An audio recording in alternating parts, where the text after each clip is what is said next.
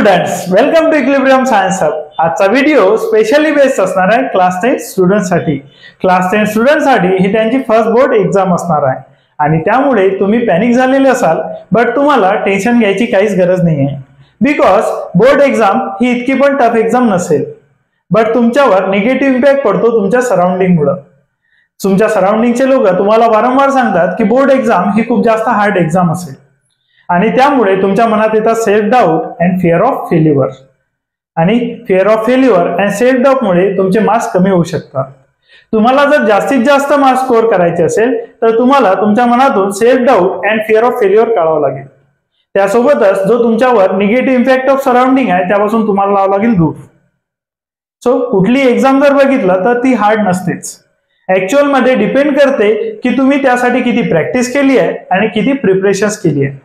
जर तुम्ही वेल प्रिपेअर्ड असाल आणि खूप जास्त प्रॅक्टिस केली असेल तर ते एक्झाम हार्ड राहणारच नाही।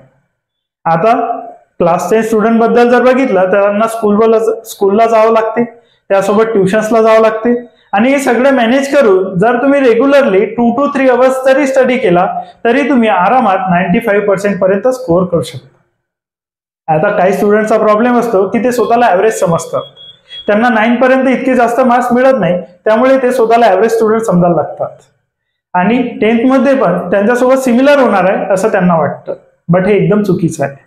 मी काही स्टुडंट्स असे बघितले आहे जे टॉपर होते पण त्यांचे मार्क्स कमी झालेले आहेत, आणि जे स्टुडंट ऍव्हरेज समजत होते ते टॉप केलेले आहेत।